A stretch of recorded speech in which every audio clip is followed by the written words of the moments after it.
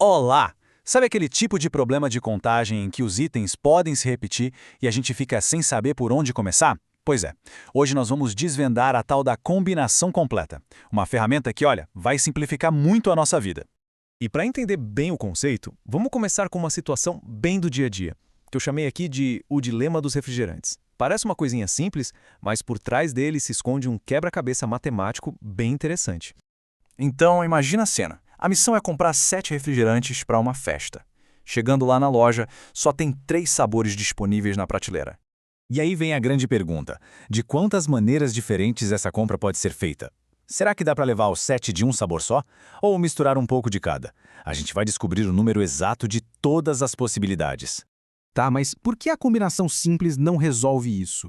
Porque é o seguinte, a combinação simples serve para quando a gente escolhe itens distintos onde não pode ter repetição.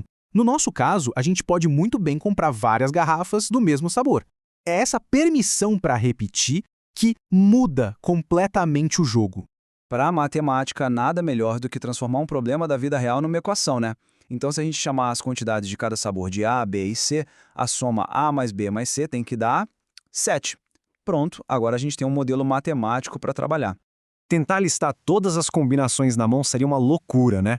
Por isso, vamos usar um método visual muito, mas muito esperto para resolver essa equação de uma vez por todas.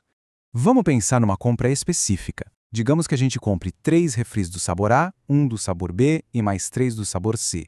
A soma dá 7, então, beleza, é uma solução válida. Mas como é que a gente pode representar isso de um jeito visual? E é aqui que entra a mágica do método bola-traço. Vamos fazer o seguinte, cada refrigerante vai ser uma bola, e a gente vai usar traços para separar os sabores. Como são 3 sabores, a gente precisa de 2 traços para criar as divisões. Então a nossa compra fica assim, ó, 3 bolas, um traço, uma bola, outro traço e 3 bolas. Simples e genial.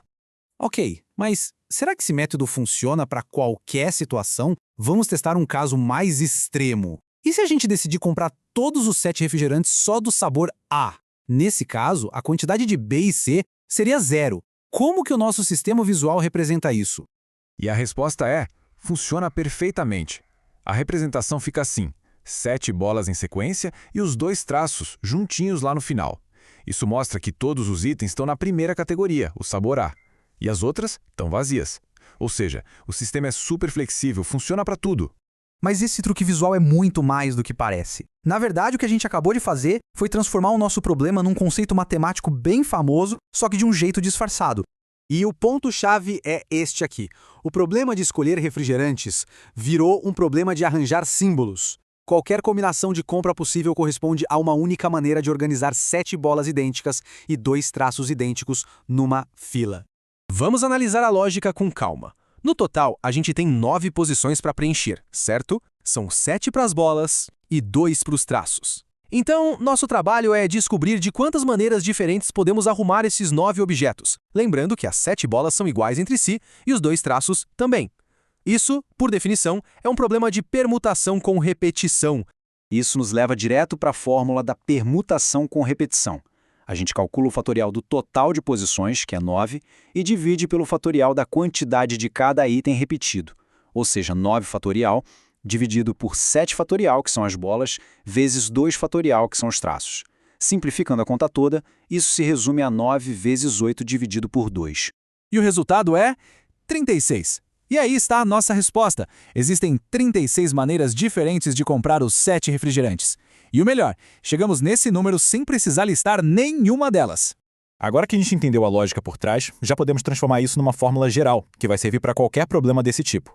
O que a gente fez até agora tem um nome oficial: combinação completa. E a fórmula geral segue exatamente a mesma lógica. O P é o número de objetos que queremos escolher, as nossas bolas, e o N é o número de tipos disponíveis. É só lembrar que, para N tipos, a gente sempre vai usar N-1 traços para separar tudo. A melhor forma de fixar um conceito é praticando, né? Então vamos testar esse método com outro problema para ver se a ideia ficou bem clara mesmo.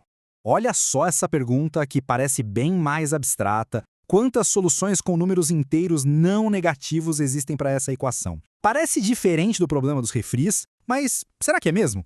Vamos traduzir isso para o nosso método. O total, que é 5, é o número de itens que a gente quer distribuir, ou seja, são 5 bolas. As 4 variáveis de x1 a x4 são os nossos tipos, as nossas categorias. E para separar 4 categorias, a gente precisa de 3 traços. Olha aí a representação visual de uma solução possível. x1 igual a 2, x2 igual a 1, x3 igual a 1 e x4 igual a 1. Isso se traduz em 2 bolas, um traço, uma bola, um traço e por aí vai. O princípio é exatamente o mesmo. Agora é só aplicar a fórmula. São 5 bolas e 3 traços, o que dá um total de 8 posições. O cálculo fica 8 fatorial dividido por 5 fatorial e por 3 fatorial. O resultado? 56 soluções possíveis. O método funciona que nem um reloginho. Bom, chegamos então na ideia principal. Depois de tudo que a gente viu, o mais importante é saber identificar quando usar essa ferramenta tão poderosa. E a regra é bem simples, na verdade. A combinação simples é para quando se escolhe itens distintos sem poder repetir. Já a combinação completa, essa que a gente acabou de ver, é a ideal para quando a repetição é permitida, como na compra dos refrigerantes ou na solução daquelas equações. E para fechar, fica um desafio. De quantas maneiras é possível colocar 6 anéis diferentes em 4 dedos? A palavra diferentes muda tudo. Será que o método que a gente aprendeu se aplica direto aqui? Ou será que é preciso pensar em outra coisa? Fica aí a reflexão. Muito obrigado pela companhia.